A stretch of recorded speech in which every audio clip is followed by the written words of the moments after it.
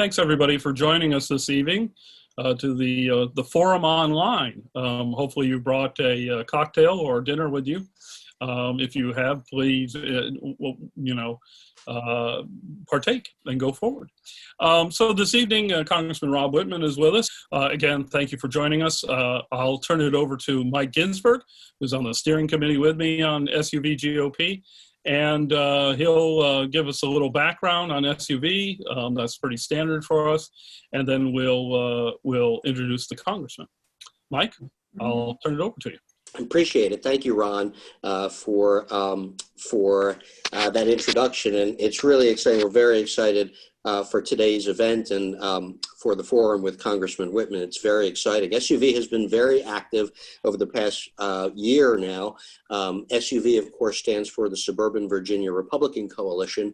And we really have been and are continue to be focused on winning back the suburbs for the Republican Party. And of course, this year, we have great opportunities to do that, including with several of our competitive House races in the 10th District, the 7th District, which of course is Richmond suburbs, 10th District, which is DC suburbs, northern DC suburbs in Virginia, and then in the 2nd District in Virginia Beach. So we are working very hard to make that happen. Doing a lot of different things. We've been obviously doing a lot of these Zoom podcasts with our Think Suburbia team. We've also been having these great forums with the Northern Virginia Republican Business Forum, where we talk about business and politics and the intersection of those, particularly as it relates to a suburban audience. Of course, we have our weekly newsletters. We're also very proud to be sponsoring a coming Young Republican Federation deployment to Congressman Wittman's district, as well as to the 11th District and the 10th District. We really are pulling out all the stops to win back some of these suburban seats. So despite the pandemic, we have adapted and are being very active in that front. And of course, we know that 2020 is not the end of things. 2021 is on the horizon as well, and we are starting to think about and plan for that. So it is a busy time for us. Despite the pandemic. So thank you to everybody who's a supporter. If you have not signed up for our newsletters, please do so. We really try to make those very comprehensive, and we really are excited to be doing all these things with you. So with that, I'm going to go ahead and introduce Congressman Wittman. We are thrilled to have Congressman Wittman once again with us. He very graciously did a podcast with us a couple weeks ago, and we're so glad that he can join us again this evening. He is the congressman from Virginia's 1st District, which is also America's 1st District, and he is really committed to getting things done. He sits on the Armed Services Committee in the House of Representatives. He is also one of the co-founders of the Suburban Caucus, which is like we are very interested in. They are looking at solutions to winning back the votes of suburban voters, which we have a lot of them in Virginia, and a lot of the folks on that committee represent them. So as he's also a member of the Republican Study Committee, so he's been a real leader in the fight for against overspending, the large government spending, deficit spending, getting our deficit and debt back under control. And the other thing we love about Congressman Wittman is that he is a real political success story from the ground up. He started at the local level from the town council and worked his way up to his as a county supervisor, then the House of Delegates, and since 2007, he's been in Congress. So he really is just a great Virginia Republican political success story. So we are thrilled to have you with us. And with that, I'm glad to turn it over to you, Congressman Wittman. Well, Mike, thank you. Thanks again for the opportunity and to reflect a little bit on opportunities that I think are there for us. And this is going to be a very, very competitive election cycle, but I think opportunities for Republicans in Virginia. As you spoke about, the 10th District, I think, is an incredible opportunity for us. And again, it's about having great candidates. It's not just about being right on the issues and communicating and having resources, but it's also having extraordinary candidates. And certainly with Alicia, we've got a great candidate. We've got great candidates across the spectrum. Our challengers there, whether it's Jeff or Manga or Scott Taylor or Nick Freitas, mean, we have great folks running in those districts, and they are all doing just phenomenal work. I talked to Pastor Lynn last week. He's running in the 4th district down there and doing a great job. He gave the invocation when President Trump was visiting Newport News, and Len is just a fantastic person. So we've got great folks running across the Commonwealth. And one of the things I want to emphasize is that, you know, when you have good candidates, they know instinctually what the issues are. They know what's important to folks in their districts, and that's incredibly important. There are elements of what I think we have to do in addressing issues that are important to people. I think many times people associate Republicans in a negative way in different realms. I think there are a lot of things that we can do to move away from that. Obviously, we are very, very business friendly in the respect that we want businesses to grow and prosper. We know the right way to do that is through good tax policy, through proper regulatory balance. We're not for no regulation, but we're for a balance of regulation, thoughtful regulation. We're also for helping families, and that's why I was so adamant, as well as other members of Congress, in forming the Suburban Caucus, because we feel like for years we had a connection with folks in the suburban areas, and we have lost that connection. So we formed the Suburban Caucus, and we did it with a plan in mind. We did it in a way that doesn't just talk about the issues, but actually takes action on the issues. And I think if we are going to get back to where we need to be and having conversations with families in suburban areas, is we have to be able to listen, understand what's important to them, and then draft legislation that addresses those issues. And that's what we've done on the Suburban Caucus. Each of us has an area of specialty, whether it's transportation, which is mine, or things like broadband, technology, education, economy. All those things are incredibly important to people. And we want to make sure that we have a connection with folks, not just about talking on the issues, but having a legislative agenda. So when people ask, well, what are you doing? We have an answer for that. Just like the Commitment to America, which is our platform to rebuild, restore, and re-energize the United States, we want to have another complementary effort going on in suburbia. So we do have a very aggressive legislative agenda.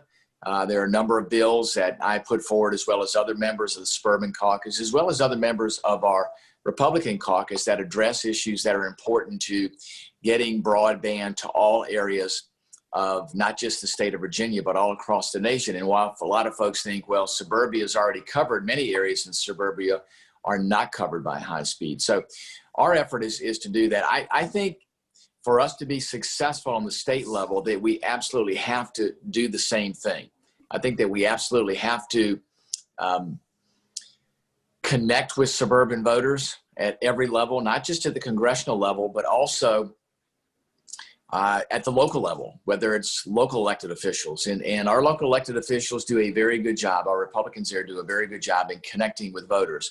I think we can do even more with our state legislature, with our sitting legislative members, both House and Senate, but also with our challengers. I think they have to have the opportunity to go and communicate with folks in suburbia, understand their thoughts and ideas, and then when they run, come up with an agenda or a plan to be able to do things.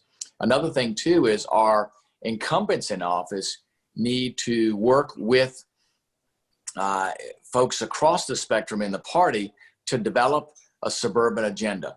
And that suburban agenda ought to be highlighted by pieces of legislation that our members put forward. And regardless of whether we're in the minority or not, and as we know, in the minority, it's very difficult for our bills to make their way to the floor, but it doesn't mean that we can't have pieces of legislation that we can talk about and say, if accomplished, these are the things that we could do. And again, that gives people a connection with our ideas, with legislation, and saying, well, gosh, if I elect a Republican, these are the things that they're going to do. And the conversations have to take place well before an election. You can't just show up in September of an election year and have a conversation with groups and say, oh, that's going to be the basis upon which I'm going to find support. It doesn't work that way. You need to start way out from the election. In fact, I would argue you need to start on November the 4th this year and having conversations for 2021. In fact, preferably before November 4th, but with all the attention focused on this election, November 4th would be fine in moving forward. I think those things are critical. I've had some great conversations with Rich Anderson because I do think the state party can be part of that, outreach. I think that they need a full-time outreach coordinator, not to do the outreach necessarily all themselves, but to coordinate having elected officials, local, state, and at the federal level, hold these meet and greets, have conversations with folks in these different areas, especially the different groups in these areas. And if you look at the Weldon Cooper School, they did an analysis of Virginia, and of the of the foreign-born folks that live in Virginia, 68% of foreign-born individuals live in Northern Virginia, and 23% of the total population in Northern Virginia are foreign-born. That means those folks weren't born here. So we have an opportunity, and I think that many times by default, those individuals believe, well, I've got to vote for a Democrat, not having a real concrete reason as to why, but feeling through what they're being told is that Republicans don't like them or Republicans hate them, and that's anything but you don't counter that, I think, by just saying, oh no, we like folks in those areas. I think you have to actually get down and have meaningful conversations and go to those places across suburban areas and interact with people and get their thoughts and ideas, and then put those together in a meaningful dialogue, and then formulate that into an agenda to say, this is what we're going to do for these different communities. And I've had an opportunity to meet with a number of them, whether it's the Hindu community, the Sikh community, the Korean American community, the Japanese American community, the Asian Indian community, the Pakistani community, whatever it may be. I think it's incredibly important for us to do those things, because that's part of where we see the diversity in Virginia taking the state. And those individuals, for the most part, are businessmen and women, and they care about what their government does and how it does it and what it does in ways that affect them. So I think there's great opportunity there for us. And on the Suburban Caucus, we have focused on making sure that we have a legislative agenda that we can put out there to say, we're just not about talking about suburban issues. We're about taking action. And I think that's the next step that we need to take to make sure that this is an action-oriented effort. It's not just about saying, well, we're gonna go sit down and meet and talk to folks. That's great, and we've done some of that. But the next step is to say, okay, here's some legislation we're gonna draft. What do you think? Does this cover the things that need to be covered?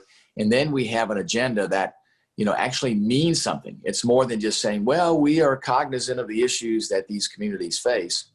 I believe that that's the way for us to go forward.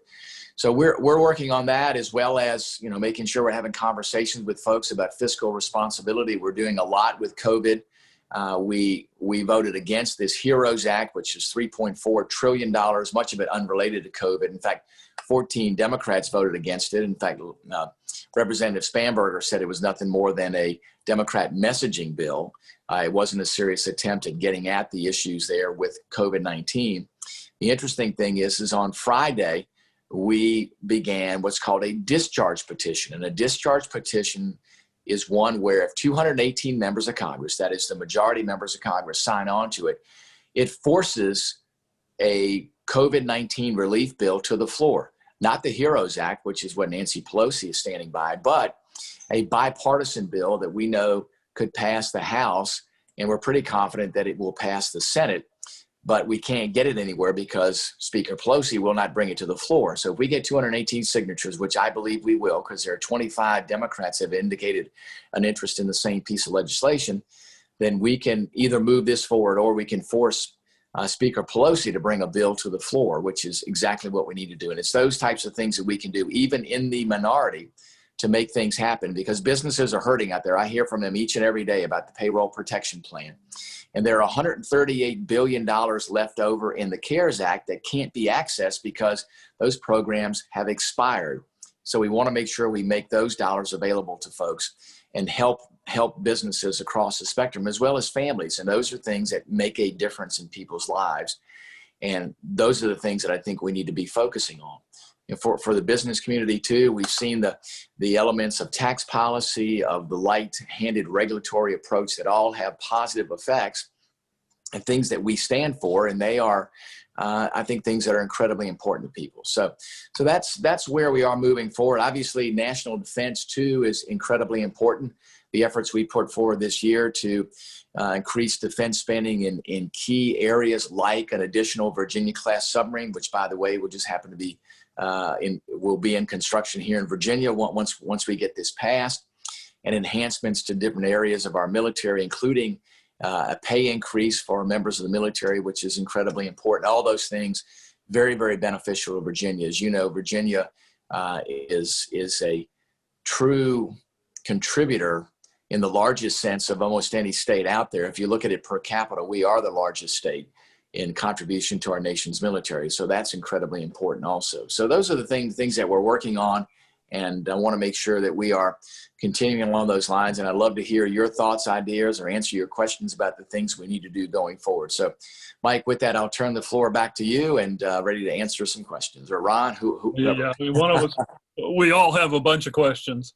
Yes. Let me stick, since you were talking about national defense, and that was one of our first questions from one of the participants, what is your position on China, friend or foe? Should an economic Cold War be waged against them? Why or why not? Basically, what's going on? And I since you're sitting on that committee, I know the issue about China's Navy Yes. has really grown and very competitive with us now. How would you? Well, it is. Well, Ron, first of all, the Chinese are ruthless and relentless. The CCP is not our friend. They have no good intentions for the United States. They will do anything they can to surpass us economically and strategically. They will lie, cheat, and steal to do that. And they've done that, and they've clearly proven that. We need to treat them as such, need to take a strong position with them. They look to dominate the world. They have a long view. You know, in the United States, long-term planning is what's going to happen this Friday, not what's going to happen next year or next decade. The Chinese have a long-term view. And they will do everything they can to counteract us. They believe that we are trying to limit their operations inside the first island chain, which is the South China Sea, which we absolutely want to make sure that they don't operate unimpeded there, because we see the aggressive actions they've taken against places like the Philippines, Vietnam, and other countries in the first island chain. So our effort is to make sure that we stand up against them. As you point out, they are surpassing us in many areas, as we have spent years in the counterinsurgency, counterterrorism fight. China's taken advantage of that and has caught up, in some instances surpassed us in the conventional realm. So they have become much more of a near-peer adversary. And the whole idea that the United States in the future is going to be able to operate in an uncontested environment is just the thing of the past. The Chinese are going to contest every bit of space. And they just don't want to operate without impunity within the first island chain. They want to be able to operate with impunity across the entire Pacific. They want to displace us there. That's the reason that they're doing everything they can to build the Navy that they're building now. And it used to be that the Chinese had more ships than we did, but their ships weren't quite on par with our ships. The problem we see right now is that the Chinese both have quantity and quality. They are on a path to a 420 ship Navy.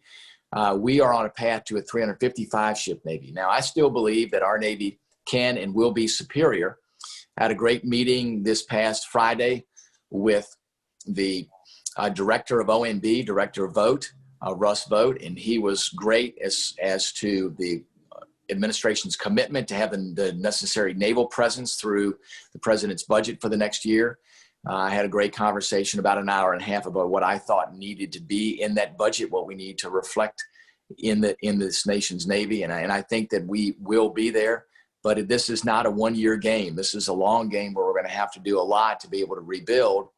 Ron, as you point out too, it's not just the number of ships that the Chinese have in their Navy, But what's also concerning is the Chinese shipbuilding capacity.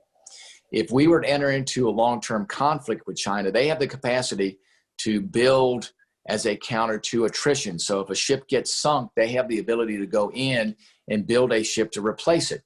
Now, we have great yards, but we don't have enough capacity where we could quickly enough build ships to replace ones that we would lose in a conflict. That makes a difference if conflict goes past 30 days. And of course, we have a lot of people saying, oh, well, there'll never be a conflict. It won't go past 30 days. I never say never, because we know when there's an imbalance between major powers in the world, that is the precursor to major conflict. We've seen that all throughout the span of humankind. The conditions haven't changed now. So the question is, what are we going to do to make sure that we catch up? The Chinese want to defeat us economically also.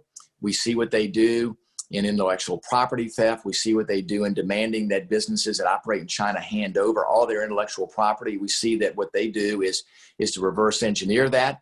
So these companies think that they are going to be operating there on a level playing field. They're not. When they hand over their IP, their intellectual property, the Chinese will take advantage of it and then essentially try as best they can to put these companies out of business. So our companies need to take a hard stand with China and say, we're not going to operate there if you require us to turn over intellectual property. I think folks believe that they have to operate there. I don't believe that's the case. Another thing, too, that is incredibly important is bringing home critical supply chain manufacturing to the United States. And we've begun on that path. I've worked with a company in Virginia called Flow, and they create active pharmaceutical ingredients, which are the base chemicals in all pharmaceuticals, as well as producing generic pharmaceuticals. They just have received a contract from the United States government to produce those active pharmaceutical ingredients. They have a different process to do that. Right now, China and India produce most of the world's supply of API, and they do it by batch production. So quality control there isn't quite as good as the process that this American company has developed. They're right here in Virginia, just outside of Richmond. They work with VCU and are doing a great job. So I had the vice president come and visit them, and he did, and his staff had worked with them, and they now have a contract to do continuous production, which is much higher quality. You can produce larger quantities because you can just continually produce it. You don't have to do a batch and mix it and then wait and then mix another batch. And they also do generic drugs. So what we can do in the national stockpile for pharmaceuticals is, instead of making a bunch of pharmaceuticals that expire in a year, is we can make large quantities of API that can be used immediately to produce those pharmaceuticals, and they can be stored for longer periods of time. You can store them in refrigeration for up to 5 years.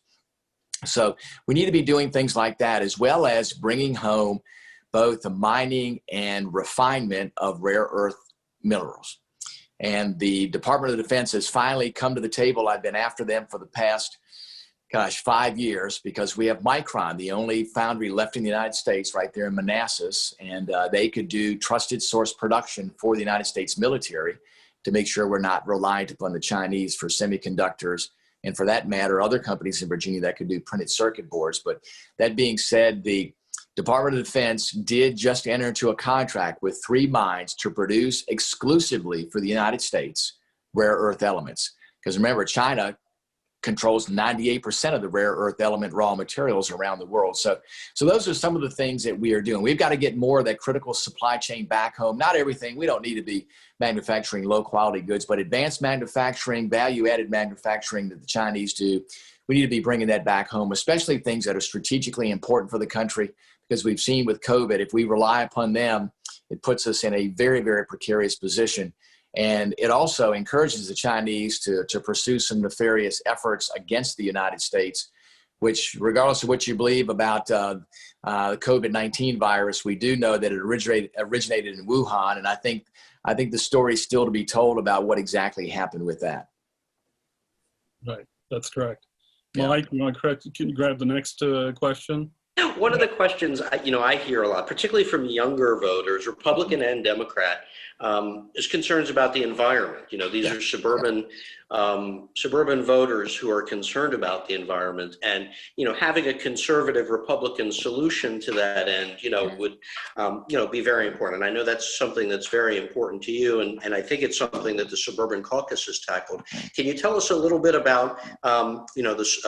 I guess the conservative Republican environmental approach that you've worked on and that the caucus has worked on.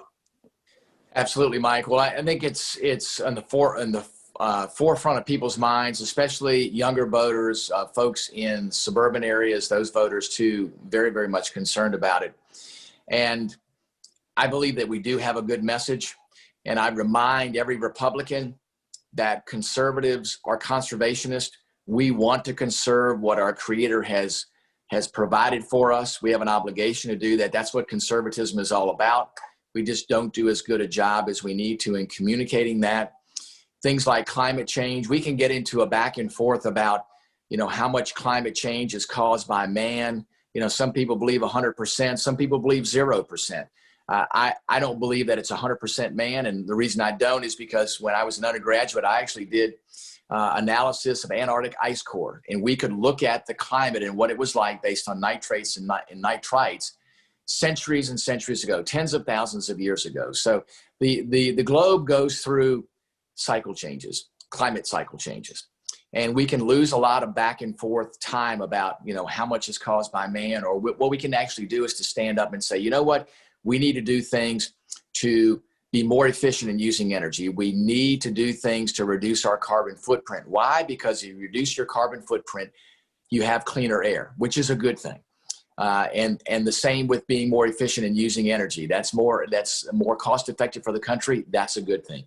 Clean water, the same way. The things that we do, clean water and the resources that we enjoy from the water, whether it's for drinking purposes or recreational purposes, whatever it may be, those things are incredibly important. They are important to suburban voters. And that's why our agenda for the environment revolves around things like increased energy efficiency, so we use less energy, encouraging renewable sources of energy, making sure too that we look at all production of energy, not just fossil fuels. And we need to look at the cleaner fossil fuels, things like natural gas. We are going to need fossil fuels. Let's use the cleanest of those in developing natural gas. We actually have record levels of production in natural gas in the United States, a great opportunity for us. Our country has done more to reduce greenhouse gases than any other nation on the planet.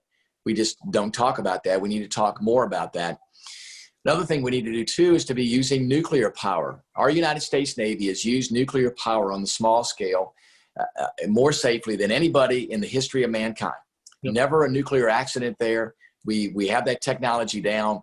There's no reason why we can't use that same technology and apply it as a supplement to renewable energy. So if we know the wind doesn't blow all the time and the sun doesn't shine all the time, so why not use smaller nuclear production plants to do that?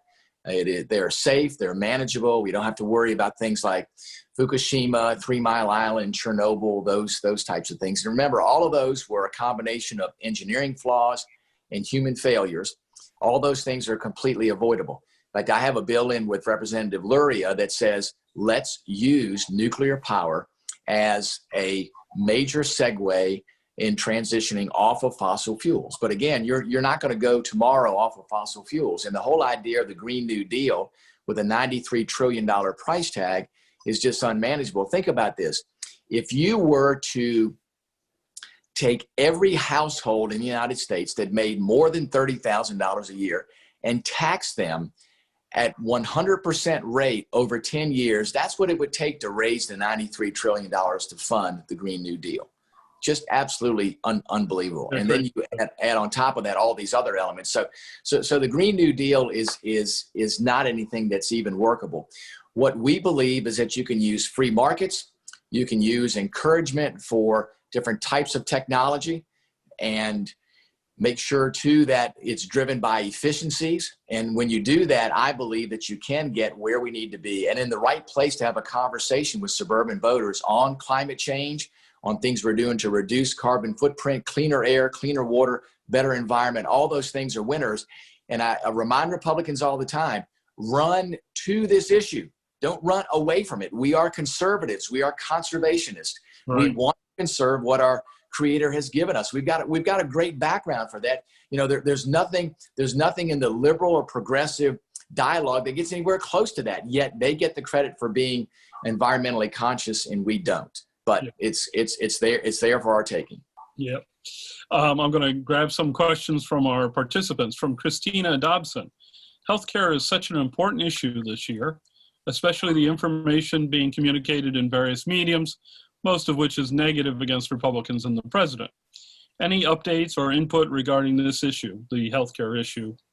Absolutely. Well, we continue to make sure that we are on message. The big thing that the other side is talking about is saying that Republicans want to take away your health insurance. We want to see that those folks with pre-existing conditions aren't able to purchase coverage. That is so far from the truth. The president issued an executive order the other day which protects that. The first vote that we took in this Congress were Republicans voting for a provision that protects all issuance of insurance regardless of pre-existing conditions. So that's something that they continue to talk about. It's a false narrative, but it sticks because people think about that and they say, you voted 50 times to repeal the ACA.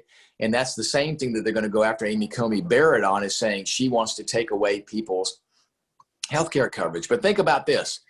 The Democrats that are in favor of Medicare for all actually want to take away from 158 million Americans their health insurance, because in Medicare for all, it says that private health insurance will be illegal. So we have to make sure we counter back and say, well, their viewpoint on insurance is we're going to outlaw it. So you have no choice. You're going to be under a government-run system. You are going to be taxed for that, which means massive tax increases for the middle class, and you will have zero choice about who your provider is going to be or what care you receive. So I think we've got a great dialogue going forward. I've been trying to impress upon people, because my opponent is in favor of Medicare for all. What we need to talk about is, now, what do we have as a replacement for that? It's not just that we're against Medicare for all or against the ACA. The House did pass the American Health Care Act, which I thought did a lot to address the issues surrounding healthcare, and it did put choice back in the hands of patients and providers. It passed the House. It didn't pass the Senate. We remember the infamous late night vote where one senator did the thumbs down.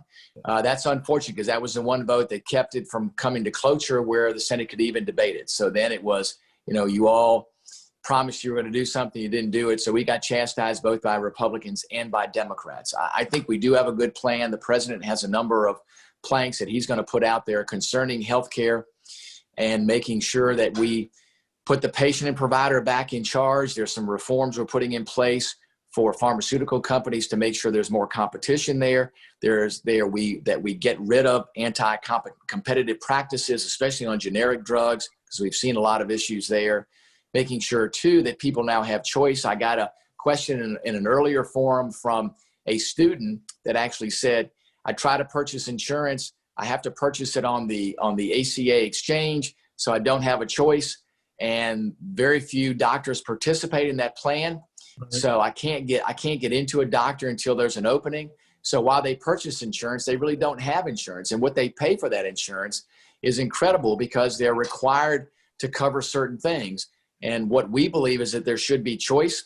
You should be able to move freely from insurance plan to insurance plan as you change employers. So take less away from it being an employer-based, although I do like the employer still contributing as part of that.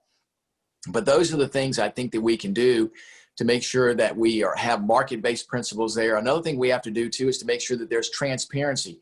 Transparency in exactly what does your coverage provide for, and what does your coverage pay to the provider? Because, as you know, there are user agreements there, and there's non-disclosure. So provider can't even tell you what the insurance company is paying them, but the insurance company is paying them much less than what you would pay if you walked in and paid out of pocket. So that has to change. The states where you've had transparency, now you see a lot better pricing. You see a lot more competitive rates. And if you were to combine that with choice in being able to sell across state lines, where you could have a lot of different choices, you could increase insurance pools because you'd have a larger number of people that can buy into these plans. There'd be more competition. Those are the things I think that are incredibly important. Listen, the Democrats eschew that because they want a government-run system. And that's exactly what it'll turn out to be. The government will determine how much you pay and what you receive, and you will not be in charge, and nor will your doctor. Ask anybody that's been in a system in Great Britain or Canada, ask why they come here. It's because they get to choose, who provides the care and what care they Well, we just saw with the debate with Mark Warner and Daniel that, they'll pretty much say anything. Oh, yes. Daniel had a great response about pre-existing condition. From Jojo Sears, people in Nova are very upset schools remain closed. Mm-hmm. This is a national security threat for parents who work in the intelligence community. What can you do to help? Thanks. There we are. Well, listen, I know it's a local issue. Right? It is, but in a sense, it's also an issue that can be addressed at the national level. My wife's a school teacher. This is her 41st year of teaching school. She is equally as frustrated with where things are because what she sees is what parents see, and that is our children do not get the level of instruction that they really need to advance academically in the virtual classroom versus in person. Virtual classroom is just marking time. And I think parents understand that. Parents know too that the quality of education is much better in person, in addition to the challenges that parents face in having to be home with their child because childcare facilities, many of them are limited in operation too. So a couple of things we're doing. One is we want to make sure that we are providing resources to childcare facilities because we are concerned that once things do open back up, many of these childcare facilities will close. And if there's no childcare facilities, parents are going to be in a really, really tough spot. Sure. Another thing too, as school systems are looking to reopen, the bill that I've got in, as well as we're asking for it to be in the relief package, is liability protections. Because many times school systems and teachers and administrators are worried that if they do allow school systems to reopen and Lord forbid a student gets COVID or Lord forbid something does happen to that student, that they're going to be liable. So in that situation, you're going to defer to the most conservative position possible in looking at the decisions on opening schools, and that is not to open at all. Now, I would argue that that's not a conservative position. A conservative position is to make sure that folks have the ability to choose as parents, their situation for their children. Some school systems are going with a hybrid approach and parents can choose whether their children go, whether they are at home.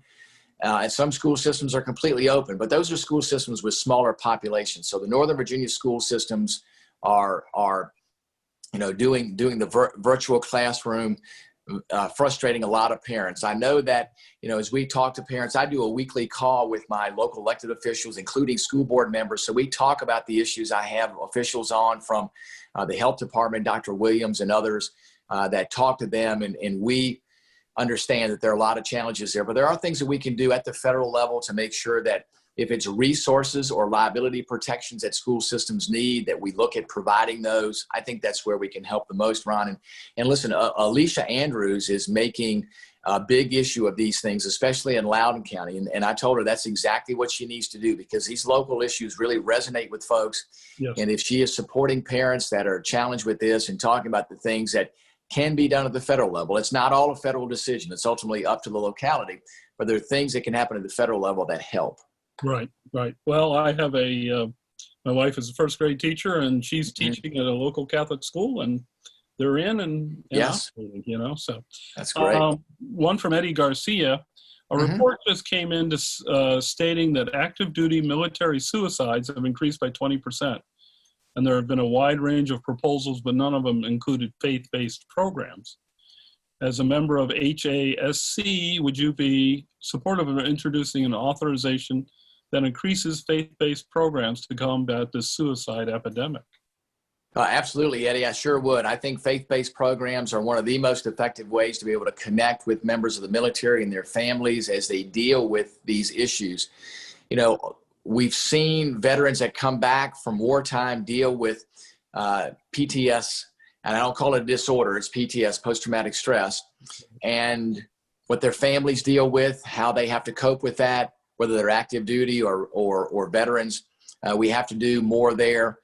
What's the challenge today is how military operations are pared back, the things that those individuals are having to deal with, many times just being severely limited in what they do as far as their duty stations. I mean, these folks, these American patriots signed up to be able to serve. So they want to be forward deployed. They want to be doing the job that they signed up to do, and kind of being put in a state of suspended animation and really limited in what they can do and who they can contact, which I understand because of COVID. But we have to also understand the mental health impact. And Eddie, it's not just in members of the military, it's also with folks in the general population. We see a significant increase in mental and behavioral health issues in the general population, much of it brought on by what's happening with COVID. You know, folks, the shelter in place orders, the stay at home orders, those sorts of things. I mean, we are social creatures. So there's an innate element in all of us to want to be able to connect with other folks. And when you can't do that, the elements of problems with the behavioral and mental health state do tend to creep in. So yes, I would be fully in favor of that. Great to hear. Great to hear. Lots of questions. Sure. Your election and your opponent, yep. And also Amendment 1 is thrown in there too. Yes.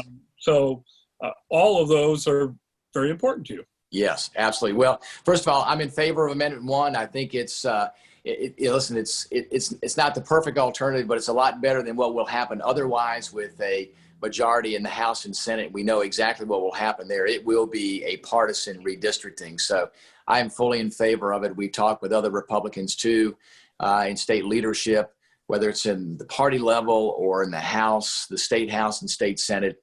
All of them are also in favor of it. So we're trying to do some communication to Republicans to make sure that this passes. We think it's the best opportunity for us to get some semblance of fairness, because if not, we know what will happen, and the redistricting will not be kind to us, and then that gets locked in for 10 years. So absolutely in favor of it. And concerning where let's see. Well, the other question was about your opponent. About my opponent. Yeah. Yeah. All trying to forget, I guess. Yeah, that's right. Yeah. Well, listen, the one good thing is that there is not a starker contrast between myself and my opponent. True. In any election that I've ever run. I mean, he is far to the left, socialist. He's a Bernie Sanders, AOC person. Here are the things that he's for. He's for the Green New Deal. He's for Medicare for all. So that's 93 trillion, 32 trillion. He's for universal guaranteed income. Oh. He's for guaranteed jobs. He's for forgiving all student debt. He also believes in federal funding for abortions. And so just as far to the left as he can be, he makes light of Americans that have been killed by terrorists since 9/11 and wants to compare them with accidental deaths from furniture. I mean, that's how callous he is. He is adamantly against the increases that we put in place in the defense budget to provide an increase in pay for our members of the military, to make sure we're modernizing our military to keep up with China. So listen, I could go on all day about the stark differences there. And my opponent too, as we've seen in the two debates that we've engaged in, is not at all familiar with the truth. He just continues to tell the same lies. And I think he expects if he tells the same lies that people will believe them. And unfortunately, in today's political world, that does become the case unless you point out the facts behind what you stand for and what your opponent stands for. And that's what we're doing is to push that information out there. It's going to be incredibly important to make sure that we get folks out to vote. I don't think there's going to be any lack of motivation on the side of Republicans in this election cycle. One of the things too that's incredibly important, the House doesn't have an impact on this, but the Senate does. And that is to make sure that we get Amy Coney Barrett confirmed to the United States Supreme Court. Amy Coney Barrett is an extraordinary jurist. She's an extraordinary person. She's an extraordinary mom. She's extraordinary by every measure. And if this wasn't partisan, as it will be, then she would be clearly confirmed in any other circumstances. But because she is a conservative Republican woman, you see the press already going after her. They're going after her based on her religion, which is a complete injustice. They're going after her and saying that she's going to want to take away health care from people, which is a complete misrepresentation, because when she was interviewed by the Senate for her current judiciary post, she said clearly that she would rule on the case based on the facts in front of her, that she wouldn't, automatically do away with the ACA. So, but again, it's the dialogue that happens on the other side where truth makes no difference. It's trying to put forth a dialogue that is not indeed correct. I am very proud that the president said it's his constitutional duty, which it is, to nominate a Supreme Court justice. I'm very proud that Mitch McConnell said it's the Senate's responsibility to confirm a Supreme Court justice. And I'm very proud that of the 53 members of the Republican caucus, 51 of them have gone on record and said that they would vote to confirm a Supreme Court justice. So I'm hopeful that maybe one of the two that said no might consider the otherwise. She did leave a little bit of an opening recently in order to do that. So I am hopeful that she will get confirmed. I'm hopeful that she will get confirmed prior to the election. And I think that is critically important for our nation. Yeah, unfortunately, I have a feeling it's going to turn into a platform for Kamala Harris to pontificate Yes. during that thing. I'm going to finish with the last question from one of our participants, from Nancy Litton. And let's see here. Nancy says, I totally agree with the Congressman Wittman said about the young man who had insurance through Obamacare. I have been a mental health provider for years. Most mental health providers have stopped taking insurance at all because of low payments and extensive paperwork. Therefore, there is a huge lack of affordable mental health care. Is there anything Congress can do to help with this problem? And that will wrap us up. Sure.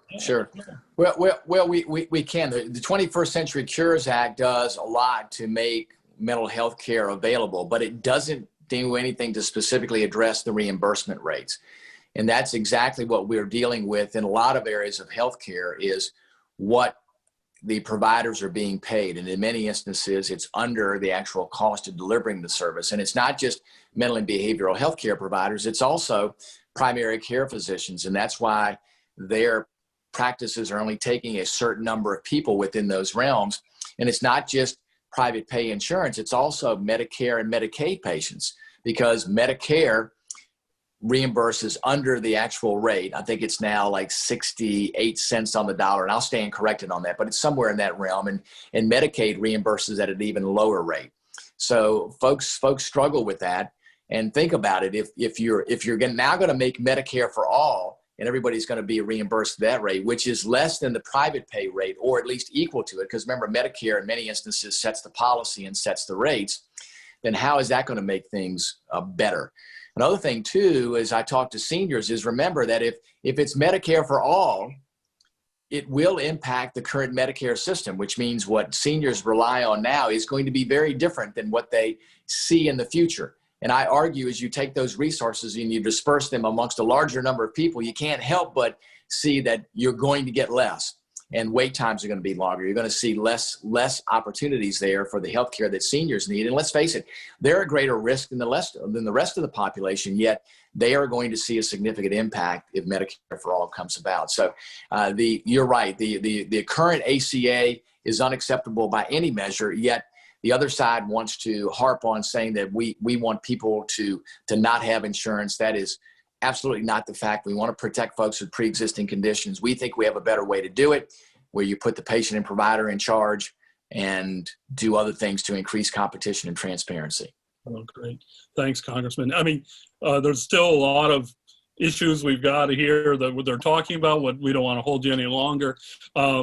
Most importantly, Ron, I can take a few more questions. Let's go ahead and do two more, unless you all are on time. No, that's good. Yeah.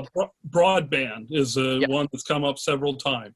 Yes. You're doing a lot of work in broadband, and I guess that's part of the infrastructure with the Suburban Caucus. It is. Yeah. That's one of the areas that I'm working on. Listen, there are a lot of great things happening with broadband. We still have a long ways to go. Folks, even in the suburban areas, don't have proper coverage, especially if you live, outside of the dense population centers. Let me tell you some of the things that we're doing.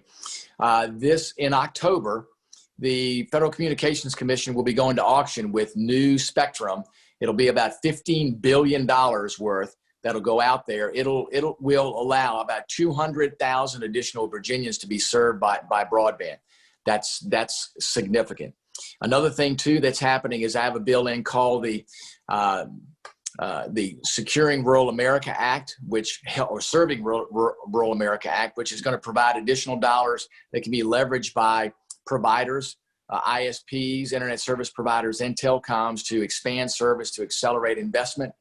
Another thing we've been working on is to make sure we have accurate maps. I have a bill called the MAPS Act that's actually signed into law that says we got to have accurate maps. Prior to that time, maps only had to be accurate down to the magisterial district level, which is a fairly large geographic unit. If one person in a magisterial district was covered, it was shown as the whole area being served, which we know is not the case. Another bill called the Data Act, which I helped draft, says this. It says that internet service providers and telecoms have to provide accurate information about what customers they have in the service areas. And if they don't provide accurate information, then they will be liable. They will be legally liable if they don't provide that. That helps us get really accurate information out there. Another thing that we're doing is to make sure that in any effort that takes place with a COVID-19 relief package or infrastructure, is that broadband is a critical part of that. I wrote a letter to our Secretary of Commerce, Wilbur Ross. I got a letter back just the other day from Secretary Ross saying they're all in. They're going to do everything they can to make sure that broadband is part of that, because we know broadband was incredibly important for virtual instruction in schools. Obviously, with everybody using Zoom these days, lots of bandwidth is being taken up. It's incredibly important for healthcare. Telehealth is very important. We talked about healthcare earlier. One of the things that we can do to make sure that we have access to healthcare through telemedicine is to make sure that we are reimbursing for telehealth services at the same rate we reimburse for in-person services. The administration has taken some temporary steps to make sure that happens. It needs to be codified in law to make sure that's permanent. That way, doctors can see more patients. Patients at distance now will be seen. Great advancement in medicine. In fact, I think it'll be one of the greatest advancements in the past 25 years once that's fully implemented. Another key too is for businesses. You know, if you can't operate a storefront these days, you have to operate digitally. Oh, yeah. All these things are incredibly important. Listen, we're working with the administration at the state level with the Virginia Telecommunications Initiative in getting those dollars out there, making sure that our localities have what they need to grow these systems. There's some great partnerships going on. I'm working with counties, with Dominion Energy, with our electric co-ops. A lot of things happening. Counties are leveraging, putting their dollars into these efforts, as well as making sure that they have other partners there. A lot of exciting things happening. I think you'll see more things happen in the next 2 years than you've seen happen in the last 10 years. We still have a ways to go, but I'm excited about where we are going. And let me close with this on broadband. And that is, my opponent says that broadband needs to be a public utility. I could not disagree more. If you turn it into a government-run function, the question is, which technology do you pick? There will be winners and losers. It's not like rural electrification, where at the time it was settled. It was going to be alternating current increments of 120 volts. You went to the store and you bought an appliance, you plugged it in the wall, you knew it was going to work. Today, we have fixed wireless, you have mobile wireless, you have digital modems, you have fiber optic, you have satellite, all those different technologies. And I want to make sure we're technology agnostic, that we do things at the government to accelerate private investment so that private enterprise can run these systems. I do not want the government in the business of building and running internet service networks. I can tell you, you will not have the technology advancement because there's no incentive for government to do technology innovation and creation. There's no incentive for them to efficiently run a system. Where's the money going to come from? Remember, we've already put $2 trillion into the existing broadband network. I believe that we can put another $100 billion into it to completely build it out. And that, I believe, is the proper course forward. And listen, we've got a ways to go, but we are starting to get to a point where I think we'll see a lot of progress here in the years to come. And any infrastructure package going forward, we do have the full commitment from the administration that broadband will be at the very top of the list. Very top, right. Yeah. Okay, well, now this last question Sure. might be a softball question. Mm-hmm. So there's a new VA facility coming to Yes. the 1st Congressional District. Why don't you tell us about it? And we all know who put that one in. So Absolutely. go ahead. Well, listen, I am very, very proud to have worked very hard along with veterans organizations to get that new veterans facility here to the 1st Congressional District. It's going to be, it looks like, I haven't seen the, I know the company that's received it. I haven't seen the formal designation, but I do know that the announcement has been made. So the 1st Congressional District will be the proud home of the largest comprehensive VA facility in the entire United States. It'll be located in the Fredericksburg area, 350,000 square feet. That means if you're going to Fort Belvoir right now, you can travel south and go to Fredericksburg. If you're going to the McGuire Clinic in Richmond, you can go to Fredericksburg. We have 3 CBOCs, which are community-based outpatient clinics.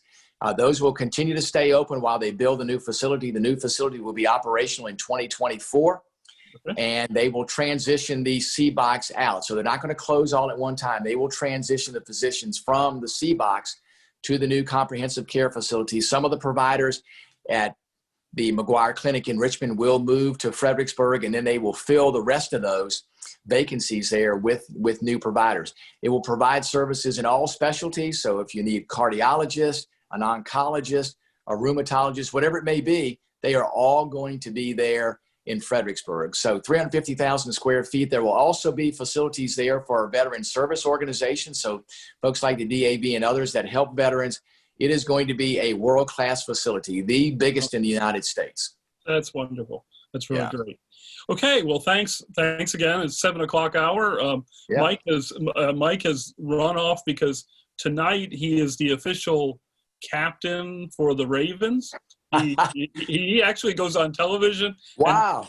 If it wasn't COVID, he'd be out on the field flipping the coin. Wow. Yeah. Oh, man. So that's Mike's got his jersey on and he's off. Rob Wittman. Yeah, thanks. It's robwittman.com for anybody that wants to reach your campaign. Mm-hmm. Thank you. And you'll be in contact. This will be recorded. We'll put it up on the social media. And Congressman, thank you for taking the time this evening. Really appreciate it. Thanks again. I really appreciate the opportunity. And if anybody needs anything from me, please don't hesitate to ask. Appreciate it. Thanks for your Thanks so much. Thanks. Y'all have a blessed evening. Have a good evening. Thanks.